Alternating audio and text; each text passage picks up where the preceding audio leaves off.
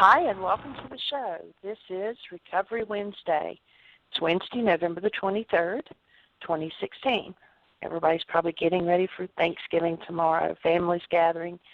Just remember to be thankful and to let go of any of the other things that come up when you're around family.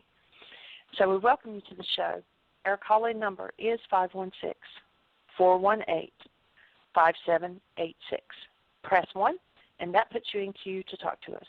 And we would love to hear your comments and your questions because that makes this your show. Welcome, Michael. Thank you, dear heart, and welcome, everybody. We're honored that you're here, and we hold a space that you are going to have wondrous, happy, holy days through this holy day season. It's interesting how the word has been degraded to holidays, but they were actually days of celebration of our wholeness, where we realized who we were as human beings. And rather than a drunken feast where people overate and destroyed their bodies and drank their minds into oblivion and all the insanity that goes along with it, there were days to actually stand in reverence and honor of who we are and how we function as human beings. So we're here to hold the space for wondrous, happy, holy days for everyone. We're actually getting ready for a little pre-Thanksgiving feast with my daughter and my son. And we're here in actually Lake Claire, Missouri, where we're going to be spending most of the winter, or the better part of the winter this year. And we hope to come together. The dynamics that show up that are less than loving, that there's someone there who can hold the space for the healing of whatever it is that needs to be healed. And you'll notice that wherever there's a family conflict, or a community conflict, or a national conflict, i.e. elections, you'll notice that nobody in the whole system is upset unless whoever their object of attention is not delivering to them what they want. And that's such an important key in understanding the healing process. I shared with you last week a definition that we learned from a film that came out recently.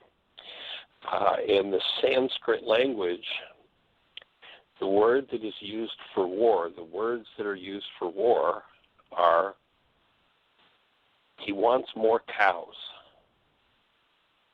Now, if you've ever been in a war with anyone, you will notice that either they or you wanted more cows. Of course, the cows are a metaphor for any desire that you have. I want you to cooperate with me. I want you to love me the way I want you to love me. I want you to do this. I want you to give me that.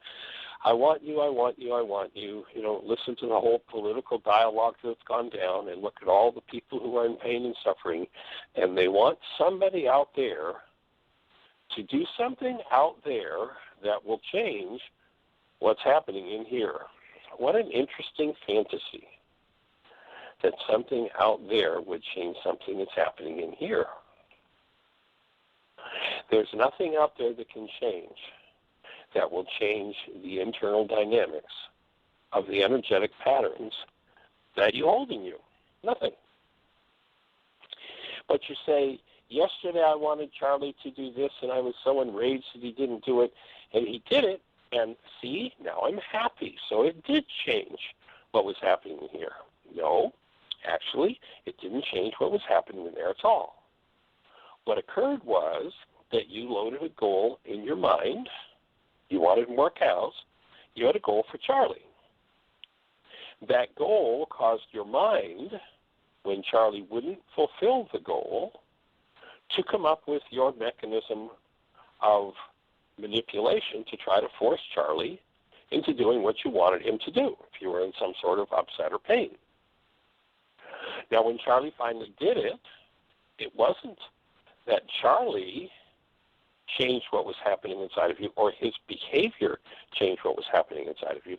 It was that the goal that you held for Charlie that was driving the hostility or fear in your mind was satisfied. Therefore, the goal being satisfied was removed from activity, and the hostility and fear were able to quiet down. But notice tomorrow, if you want the same thing once again from Charlie, and he won't do it, the same old hostility or fear will be there. And all hostility or fear, unfelt and unresolved, is a disease chemically inside the cell. Until you recognize that, the healing of disease will not happen in your mind or your body. We are here to offer support in doing that healing, so that if you load the goal for Charlie to do something, and Charlie refuses to do it, that driver does not cause your mind to use your hostility or fear to take over your life. Having healed the root hostility and fear, when you load a goal for Charlie to do whatever it is you want Charlie to do, that goal only has content based in love in you to resonate. So the space you will hold with Charlie, who isn't giving you the cows you want, metaphorically, will be that of love rather than hostility or fear. So every time you find somebody in your life that will not give you the cows that you want and you want to go to war, they're giving you the gift of showing you exactly the part of your mind that is destroying your body.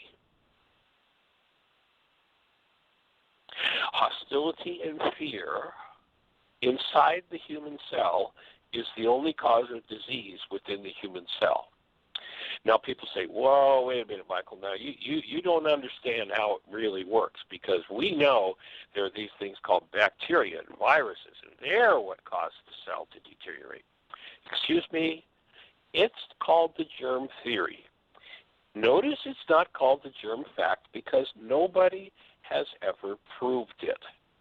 And nobody will ever prove that any germ is the cause of any disease. The germ is the accompaniment of the disease in the structure's effort to clean it up. Let's use an example. Let's imagine that out the back door here, I have a 1-acre field. And it's a beautiful sunny day. This 1-acre field is a beautifully manicured lawn.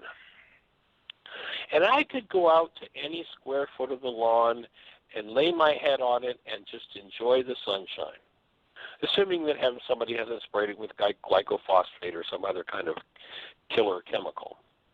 But assuming there's just an actual lawn, properly cared for, properly tended, with nutrients instead of poisons in it, I could lay my head on any square foot of the lawn that I want. Now, let's rope off a square foot in one corner of the lawn, and let's go way over to the other side of the acre and rope off another square foot.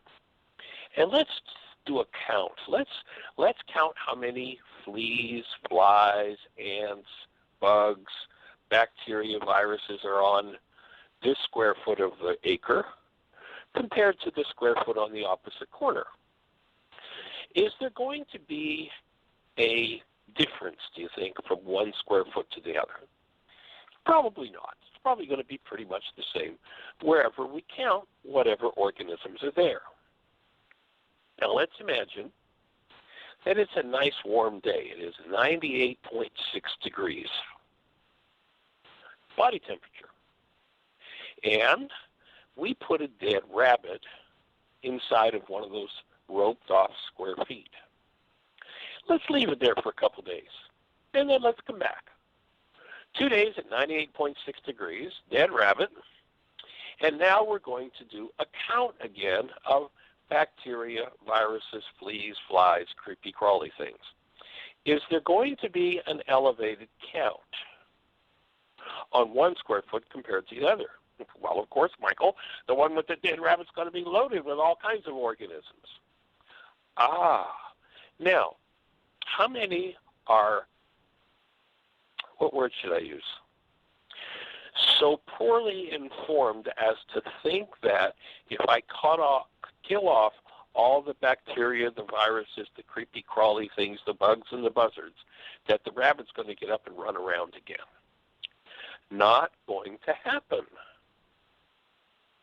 Now, that's on the outside of the body. Conditions are exactly the same inside of the body. Your structure is made for outrageous health. Your structure is made for bliss and ecstasy. Your structure is made to function perfectly. But if you do something to a cell within your structure, that begins its deterioration. Then the cell will begin to fall apart. When it falls apart, like the dead rabbit's body is decaying, then there are going to be those decay bacteria and viruses that will show up, the creepy crawly things and the buzzards, to eat the cell. Now somebody says, oh, we looked inside the body and we found this bacteria. Let's get a good strong poison and kill the bacteria. Then the cell will be healthy. Excuse me, do I look stupid? Well, folks, that's what the geniuses called scientists in our culture have bought. If we can just find a strong enough toxic chemical, we can fix the cells in your body. Excuse me, that's insane. Now, we've been brainwashed. Actually, the pharmaceutical and the food industry spend over $50 billion a year to tell you what to put in your mouth. But you know, there's a really good example. Jeannie, when we first met, worked for a pharmaceutical company where they manufactured antibiotics. You know, those friendly, healthy things that fix your body if you're sick? Well, they ended up finding a cheaper place, I forget where it was, somewhere in South America, I think, or Mexico, to manufacture their antibiotics, and they were closing the plant down. When it came time to finally close the whole operation down, they had tried to get another antibiotic manufacturer to come in and take over the plant, but nobody wanted it. So they decided they were going to sell it to some sort of different industry. In their annual report, they informed the shareholders that, unfortunately, the building, because of the antibiotics that were manufactured there, was so toxic that it could not be cleaned to allow any other business to operate there, and that in order to sell the land, and this was a building, I don't know exactly, 15 years old, 100,000 square feet, whatever size it was, I don't know exactly, that they had to reduce the building to the grassy knoll to enable them to sell the piece of property, because they couldn't put anybody else in there. The building was so toxic. If they'd been able to put another antibiotic manufacturing facility in, they take certain precautions to allow the building to operate, so they were able to do that. But otherwise, they had to totally, completely remove every brick from the land to sell the land. The company ended up, it was cheaper, instead of tearing the building down, the company ended up keeping a skeleton crew on and manufacturing a few different antibiotics just to carry the expense of the building.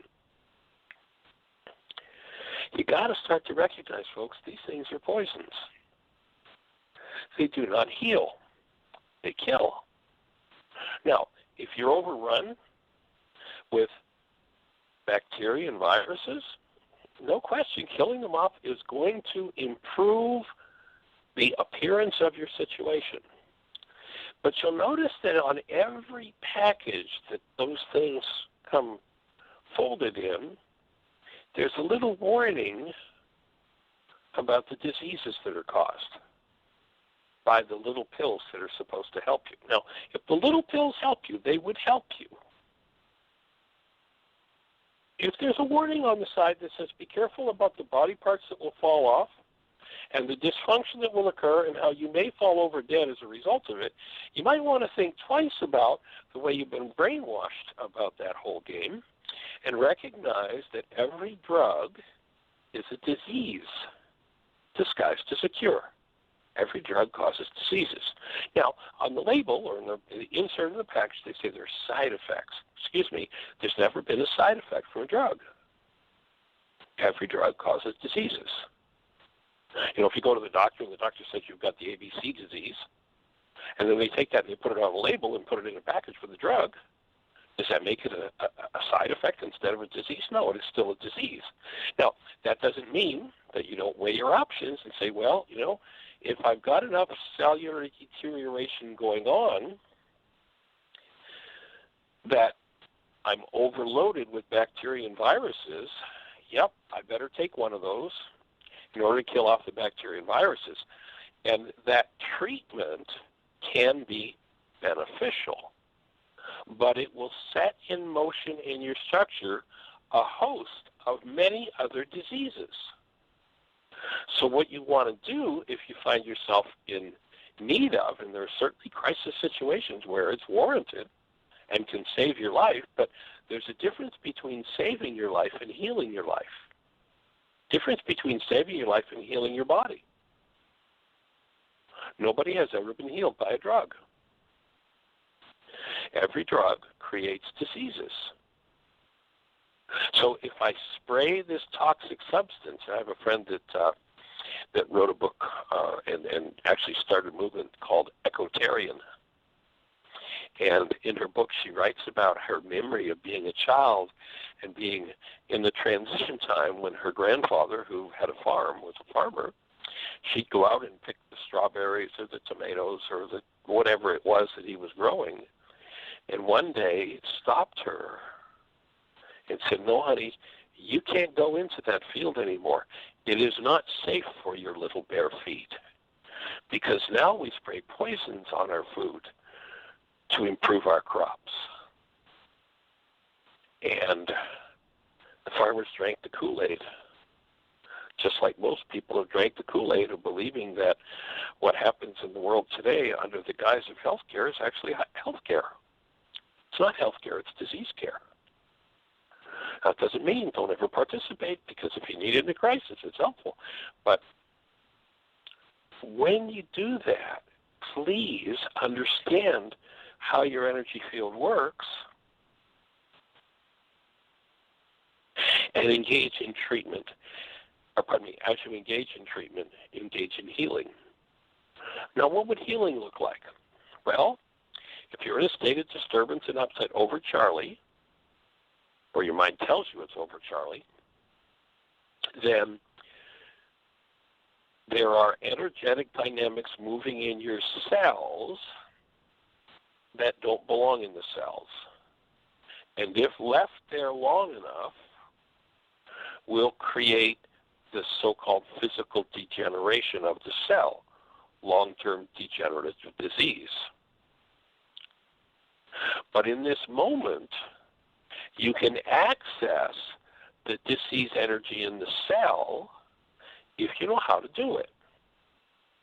And it's got to do with wanting cows, if you've been listening to our metaphor from the beginning. If you came in late, that statement won't make any sense to you. Well, we'll make it make sense now. Earlier, if you just tuned into the show, earlier I talked about the Sanskrit definition of the word, or the words used for war in Sanskrit, and it is wants more cows.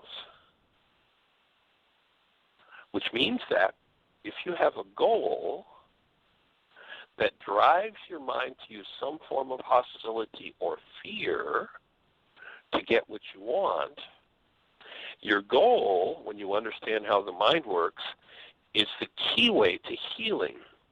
The goal is the keyway into the diseased part of the cell, which was planted in the cell by your mind in its frustration, anger, hatred, or fear. In the Aramaic language, the word forgive is shabag, or shabak. It means to cancel. Now, in any given situation, if I've got a conflict going on with someone, if I apply cancellation to them, I've killed them. Probably not a good idea. That's murder. If I apply cancellation to myself, probably not a good idea once again. That's called suicide. But in any circumstance where I realize that I've got a disease going on in my cells, that is, there is hostility or fear moving in me, and I'm designed for love, hostility and fear do not belong in me, then by canceling or shebagging the goal, I will collapse the belief that my pain is about Charlie. When I collapse the belief, the perceptual construct that my pain is about Charlie, that whole construct about Charlie falls in on itself. You know, kind of like Building 7 at the World Trade Center back at 9/11. You know, Building 7, the one that only had a couple of small fires, but they said collapsed in on its own footprint. By the way, that's what happens when you do controlled demolition. But that's another story. But imagine that the construct that your pain is about Charlie collapses, and it will collapse when you cancel your goal or whatever it is you want from Charlie, whatever your desire is, your desire for more cows that will lead you to war. When you cancel that goal, that perception based in hostility or fear, which is a disease in the cell, collapses, and you get to access the root of your disease. When you access the root of your disease, and you are standing in a space of conscious, active, present love, either your own or someone else's who's there supporting you, then the disease in the cell begins to dissipate and disappear, and you get to heal. That's the core of the how-to of forgiveness. And that's the primary thing that we're here to share with you. It's very simple. But in a world where we've been taught that forgiveness is about how I let you off the hook for what's happening inside of me, it's insane. We're here to simplify. We're here to present you with exactly how to collapse into any part of you that holds a disease frequency and remove that from the cell. When the cell becomes vital again, it will throw off every invader that is there to clean up the mess. You know, when the rabbit was laying there at 98.6 degrees dead, the bacteria, the viruses, the bugs, and the buzzards were there to perform a beneficial service, to remove the stinking, decaying flesh. It's no different on the inside of the body than it is on the outside of the body. If your cells are deteriorating, then there will be a host of bacteria and viruses that will rise up to clean up the stinking, decaying mess. That's how it works. As above, so below. As on the outside, when you observe it, it happens on the inside. When you remove the stinking, decaying energy from your cell, and that is hate and fear and rage and guilt and gossip and slander and vengeance and condemnation and degradation, when you remove those frequencies, you have removed the diseases from your cells, and your cells can't do anything else but be healthy if you give them proper, reasonable nourishment. Now, if you're locked into junky foods, the food of the culture that virtually everybody's eating, then you're drugging yourself with food, and you got to stop drugging yourself. The addiction to the garbage that people have been fed chemically is huge. And, there are Food Anonymous programs to help people to overcome those addictions too. And then when you start to tell yourself the truth and look at what's going on in the cellular structure, and you remove what doesn't belong, the cells automatically, spontaneously, and instantly go back to health, because that's what you're designed for. You're not designed for now. Now the culture would tell you, you got to have diseases, you got to have decay, you got to fall apart, you're going to die. Well, that's one theory, but maybe it's not necessary. Maybe something else is possible. Maybe, and just think for a moment about holding a newborn and recognize that pure, awesome presence of love.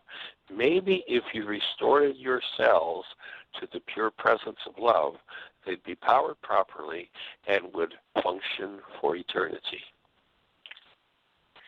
I'd offer that's what we're designed for. And that's what we're here to support you doing. If you have any thoughts for us, any questions, we are delighted and honored to be here in support. If you haven't engaged in the forgiveness process yet, the wake-up sheet is on our website. And once again, thank you, Susan, for naming that wake-up sheet. We looked for years for the proper title. Went through several different titles, but that's the perfect one. If you go to www.whyagain.org, top of the page, left-hand side, 2 words, start here. Click the button, follow the links. It'll walk you right through the whole forgiveness process, video, audio links, instructions on how to do the worksheet. The whole thing is there. And, of course, we're here 5 days a week, an hour a day, to give you support in being able to understand how to turn your mind around the whole. You know, the ancient scriptures talk about there come a time when the whole world will be fooled. Well, guess what? We're there. A mind based in hostility or fear is an insane mind. It is a diseased mind and will create diseased emotions in a diseased body. When we live in denial, when I tell my mind that you're the cause of my pain or my suffering, then I dissociate from the core of my disease processes, which means I drive them underground within my physiology, and I will hallucinate. My perceptual world will follow the lead of my words, you made me mad, and it will construct the whole world where you're the cause of what's going on inside of me. And it's a whole lie, and it's all a fraud. We're here to undo the fraud, understand the truth, and live in such awesome well-being that the world can't even fathom what that means. So we're honored that you're here to be with us. And, Gee, do we have Dr. Tim with us today? We do. We have Dr. Tim and Gail both. Recovery Wednesday. Oh, I forgot it was Recovery Wednesday. Here I am talking about recovery the whole time, and my brain wasn't even on recovery. So let's say hello to Dr. Tim and see what his thoughts are about how forgiveness, when we engage in the process, empowers us to recover our true state of health and well-being. Dr. Tim, how are you, sir? I'm doing quite well, thank you. We had a support group yesterday and had 4 delightful people in attendance. And as always, it's my recommendation to anybody listening that they either find a group to attend or start their own. It's a very simple process. And if you either download the book free off of the internet or get access to one of the videos that Michael offers and get 2 or more people together and watch a part of the video or read a part of the book and then discuss it a bit and then actually do the worksheet process, you just created a support group. You just created a Mind Shifter support group, and you will most likely be blessed with some of the best, most loving people and energy that you have anywhere in your week. That's what happened with me when I had a support group going, and I realized after a number of years that that was the highlight of my week, and I should do it more often. So now I have 2. We won't have 2 this week because of the Thanksgiving holiday, but we'll have usually 2 a week. And I know I keep saying the same thing, but I really don't have any words to express how good it is, how loving, how committed, how synergistic, how the energies people bring combine to create something that can't be created alone. So that's my input for today. I am extraordinarily grateful for the people in my life, including the people in both Mind Shifters groups and the people on this radio show, and I'm ready to hear from Gail about her input for Recovery Wednesday.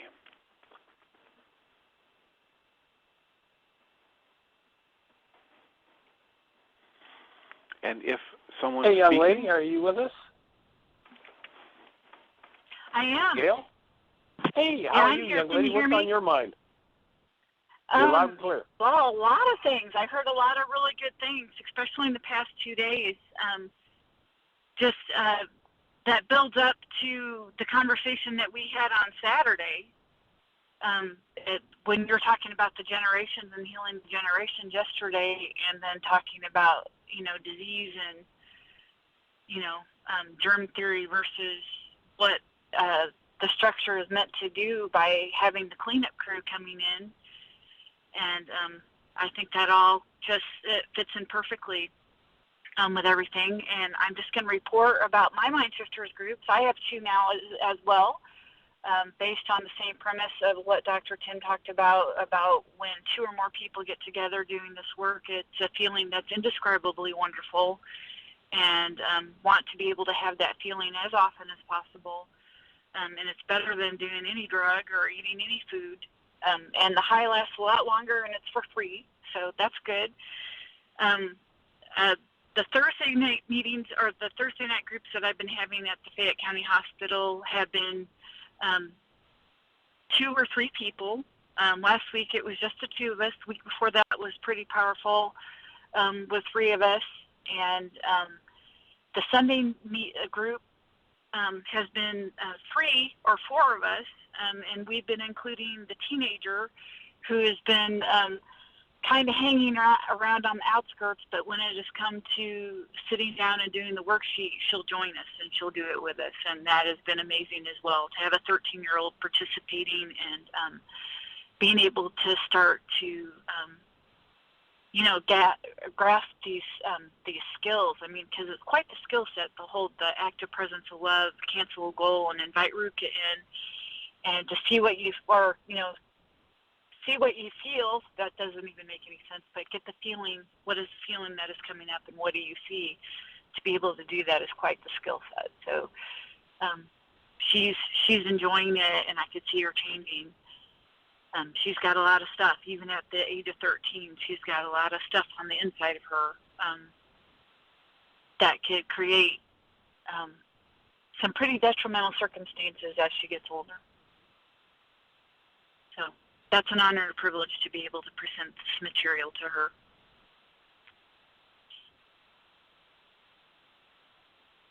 Fabulous, absolutely. Every person that we can touch with it, it's another person who's now got some tools. Absolutely.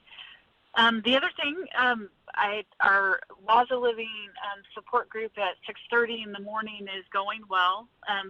We're small, we're dwindling, but I'm still attending even though I've completed my 10 weeks and still there.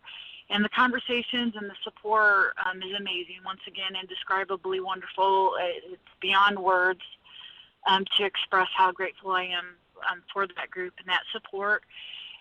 Because I was the only one at nighttime, for the most part, with people, attending, I went ahead and turned the 10 o'clock at night to 11 o'clock, which would be, the canceling, marking successful or canceling the goals, and then framing the goals for tomorrow.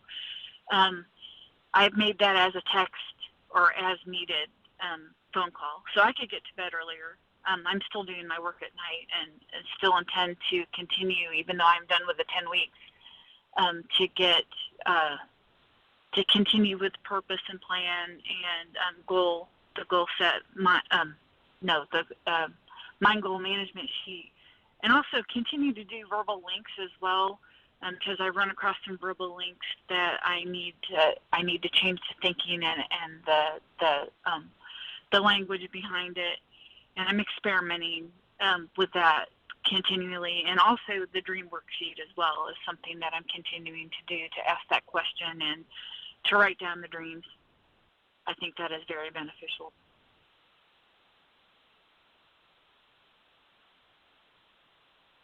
So I will continue on with what we talked about on Saturday.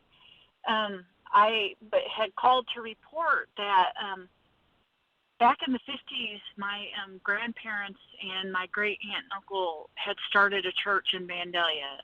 I'm not sure what the conflict was there, that they decided to move the church that was only like a walking distance away from their farm to having to drive into town and start this church. But they started this church, and when me and my mom would come to visit, my grandparents, once a month, we would go to church on Sunday, and that was a very magical experience for me because family was there and for me. And then also my cousin played the piano by ear. Other cousins were there. I just felt very loved and supported.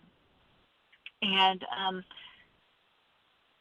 4 years ago, an AA meeting got started in this town that was in direct conflict with the AA meeting that I already had going, the 12-step group that I had going. And it was based on a resentment, and that resentment was based out of gossip. And eventually that meeting got moved to this church that my grandparents started. And I have a sponsee that's going to be speaking in December there, and whoever ends up speaking gets to pick the next speaker, and she wanted to choose me to be there. And I told her, I want you to make sure that I'm welcome. And then I talked to my sponsor about it, and my sponsor said, absolutely, you did the right thing. And they had a business meeting, and they reassured that I would be welcome at that meeting, at that church. And it was just amazing what we could do with these tools to remove everything that is creating these adverse circumstances in our life. And I get to speak. I get to speak at a church that my grandparents started up 50 years ago. So I wanted to report that. So that I couldn't have done that on my own. Yeah. So, and then Michael was talking about how my grandparents and my great aunt and uncle will be sitting in the audience, and I know they'll be there, and I know I've already got basically the tap on the shoulder that says, is saying well done. So yeah, that is pretty cool, and that will be most definitely something that I will talk about is that my grandparents and my great aunt and uncle were the founding members of this church. So that goes with healing the generations. And when I was at the first intensive that I attended in 2015, there was a huge shift of healing the generations down my grandfather's line, my paternal grandfather's line. I had a lot of judgment based on my great-grandfather because he died going hunting, and he fell into the river.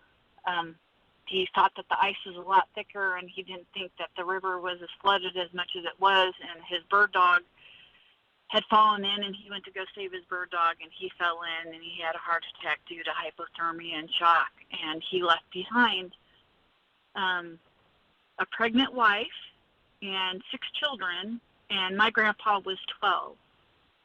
And there was a lot of speculation, and my grandfather was the last person to see my great-grandfather alive. And anyway, so there was a lot of judgment that if he wouldn't have been so selfish hunting and saving his bird dog, that he would still be alive and that our family would be in a much better place. And what I was shown during that intensive was that, wow, the judgment and the guilt and remorse that he had on himself dying and not being able to provide for his children and his wife that was pregnant.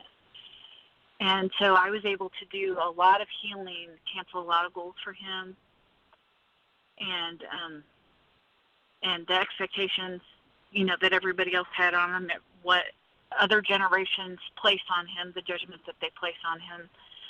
And then I was able to have a dream about him, and I think I talked about that dream during that intensive. And I was on a ship, and we saw this body floating on ice. And I said, aren't we going to go back and get that body? And they said, no, he's already dead. And I said, well, what if I jump off? Will you come and get me? And they said, yeah. And so I jumped off and jumped off the ship, and I turned into Harry Potter at that point in time, and ended up floating and swimming to this ice where this body was, and was floating there, and the ship wasn't stopping for me. I went from Harry Potter back to myself, and so, but I had a wand, and what ended up happening after that. And it was like, oh, man, I shouldn't have jumped, and they're not coming back for me. And what am I going to do now? And what ended up happening was a whale came up from underneath and lifted both me and the body up on its back and took us to where we needed to go. So that was a very powerful dream. And I actually ended up picking the number in the book for teachers training that talked about the generations and was able to share that. But I have continued contact, with the generations. There's other people that are coming through that are wanting different issues to be healed in our generations. Great-grandparents. Well, your dream really portrays something that a lot of people experience when, without the skills, they start to jump into the water doing their work and feeling like they're jumping into a vast ocean with dead bodies in it that they can't possibly rescue, and how can they ever be saved? How can they ever get through it? And as they begin to do their work, they realize that they're not alone. And for me, in that dream, the whale would represent calling on Ruka and knowing that you're supported wherever you are in the vast ocean of the insanity of our generations, and jumping in to clean it up. It's just, it's so empowering and so powerful to do that. And that when you decide that you have no use any longer for any form of hostility or fear, no matter how big it is throughout the generations, if you ask Ruka, then she will rise up and support you in moving through whatever those energies are when it seems that you don't have the ability to do it. The biggest thing is to be willing to cancel the goals, collapse the perceptions, and then whatever comes forward, if the old mind had a use for it, well, I use my rage to protect me and fight. Well, okay, so now am I willing to give that up and trust the whale, trust that larger something that's there for us? And so very powerful dream. That's awesome. All right, well, Jeannie's got a couple of hands up, so let's say hello. Jeannie? Yes, the first one, I believe, is Michelle. 248, you're on here. Hi there, Jeannie. Hey there, young lady. How are you? I'm okay. I haven't actually shared much personal stuff lately, and I thought I would just process some stuff, but I don't even know where to start. I didn't hear the show, Michael, yesterday. I know that you said that it was for me, and certainly that's the best thing about the archives, being able to revisit moments, and especially the powerful ones. So I look forward to that. The archives are such a gift. We're so blessed to have those. Yeah, so I hosted the Healing the Whole Woman workshop that Jeannie did in September, and some people may know about how my husband had left at that point and has not returned home yet. And so although he isn't taking any formal action, it's just his desire to have space from our relationship so he can live his life in his own authenticity, however that looks. So there's a huge opportunity that everybody's been really great in helping me move through that stuff. So last week I found out, though, I have breast cancer in a breast that it was reoccurrent, and then new cancer in another breast.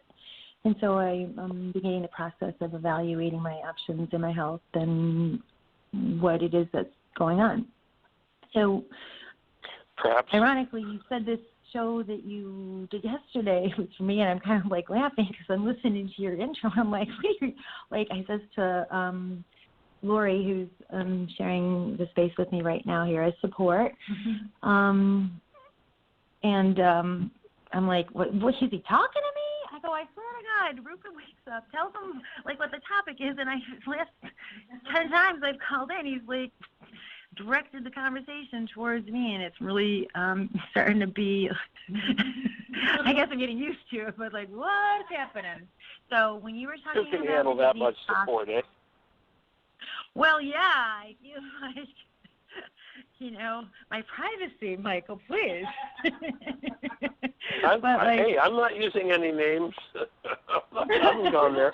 But you might, with what you just shared, fill in that, what was it, a year and a half ago that you were diagnosed with breast cancer, and you really dug in and did some work, did some alternative healing, went to South America, and you got clear on that. And right. Oh, yeah, that's true. Sounds like the next level of your healing process is kicking in. Well, there's something to that, because when I first I got diagnosed because I went to get some surgery because it was all clear, to get some symmetry. And in that process, the tissues that they took out is pathologized. It's like the last thing the plastic surgeon wanted to hear. Because I went in to complain about, like, are you sure I'm not feeling the even? And he's like, well, too bad you got breast cancer. So it's like, okay now. But when I went to the surgeon today and heard everything, it feels rather mild and doable and not an urgency. And the fact that I skipped radiation and refused that actually gives me more options. So there's a lot of genetic testing and genomes and going through that medical process to get the information.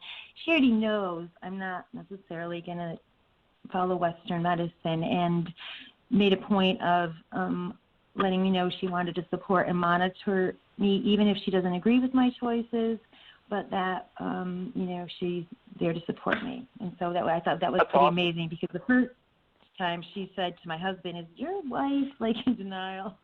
She's got a mental health issue, so she sort of softened along the way, too. And so anyways, really helpful, and my husband joined me in that appointment, which was a wonderful experience for me. And I wanted to share with you, because we were waiting for the doctor for so long. I was inspired to invite him to arrange our chairs knee to knee, and I put my hand on his heart and showed him, and I said, I've shared this with you before. I go, but it hasn't been a long time. Do you remember? And he says, vaguely.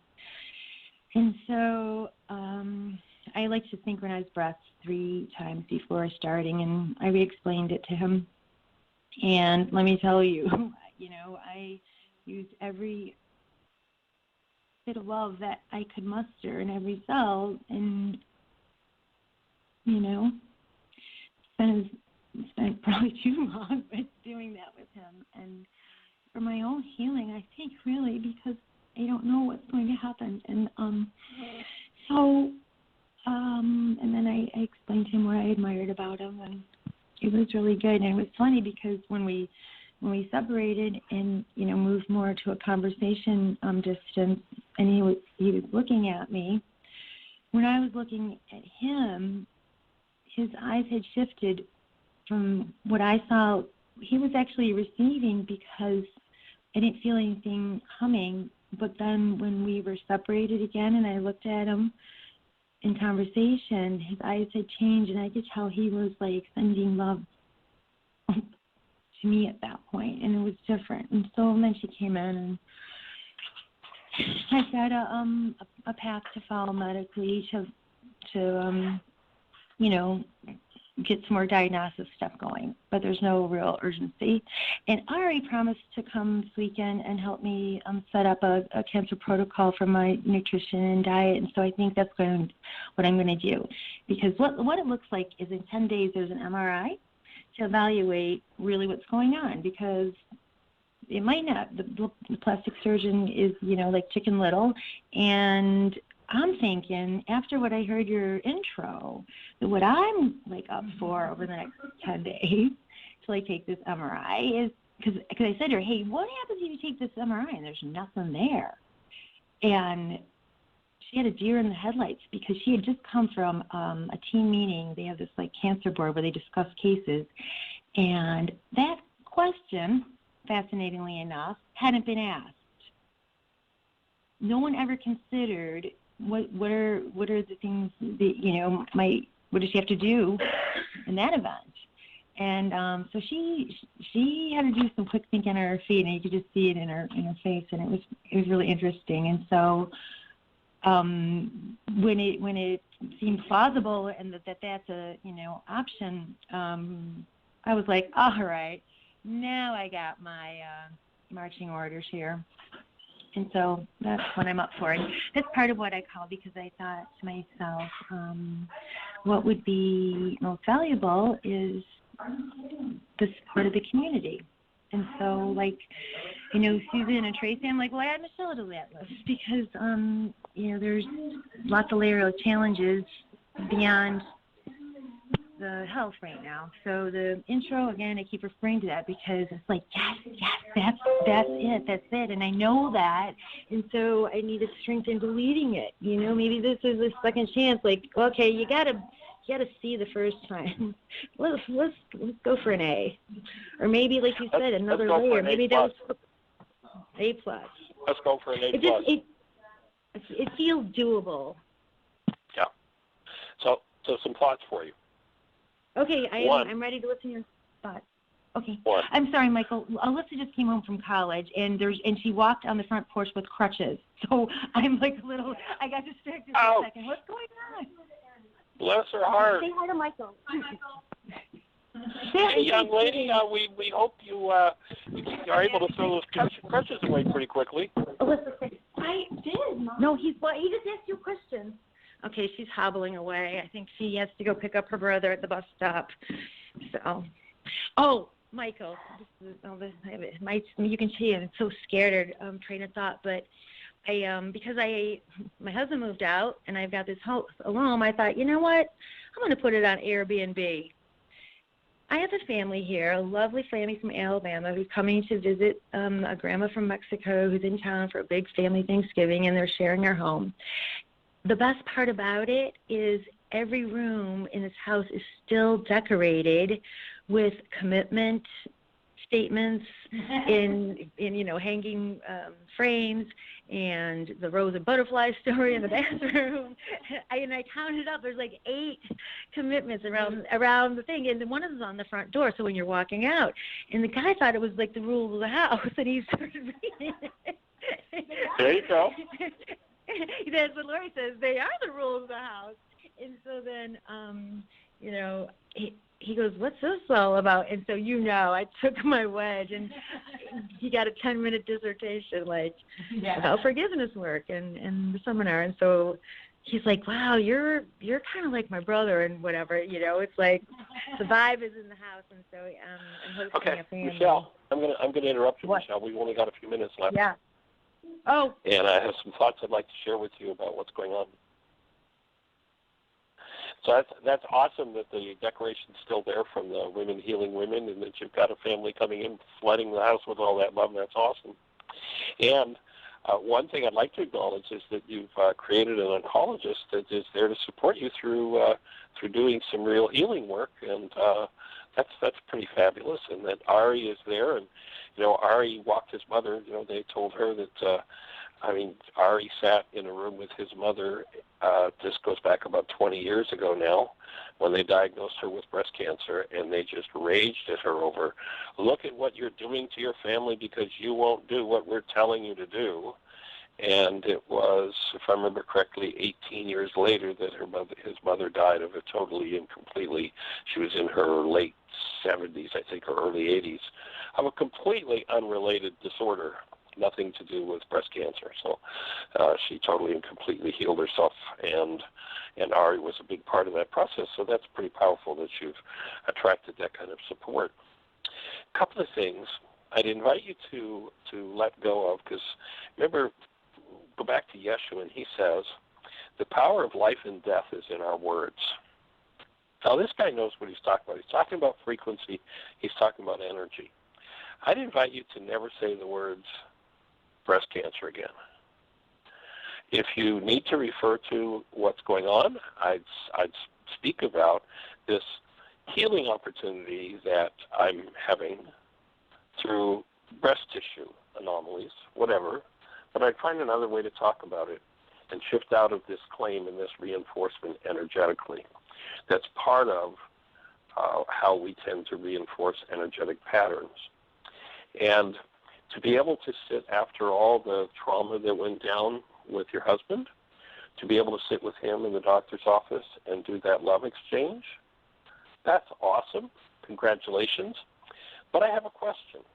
You know, if I had a kid that I thought, you know, I think this kid can be a NASCAR champion driver, I'm going to teach him to drive, and I put him behind the wheel of a car at 15 years of age, and I teach him to drive, and then at 21 I put him on the NASCAR track.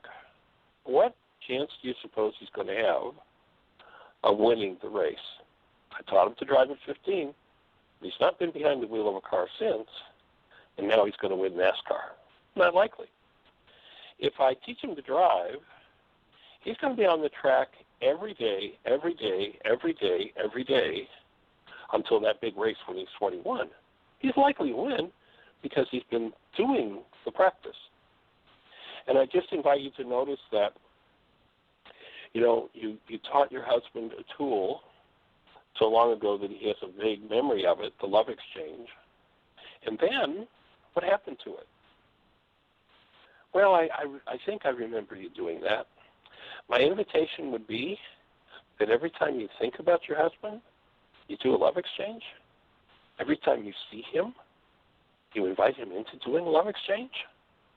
Because it is the active presence of love that's going to heal. We can't do something once and say, well, we know about that, now we'll move on. So it's the engaging in the practice, you know, of the example I used in yesterday's show. I talked about, you know, the professional golfer that I guaranteed that yesterday 4 out of 5 golfers who are professionals are on the golf course today hitting balls, whether they're, you know, chipping or putting or driving. They're practicing their trade. And so it is this love exchange, and I'd support you teaching it to this new family that's coming into your house for Thanksgiving. I'd support you teaching it to the young lady that's sharing the space with you today on the show. I'd support you bringing it to your children, and, you know, as they arrive, share it with them when they're, you know, several times. I don't know how long they're there, practicing the love exchange with them, and as they're leaving, that you do one. And every time you look at their picture, that it becomes first nature to just automatically engage in that love exchange.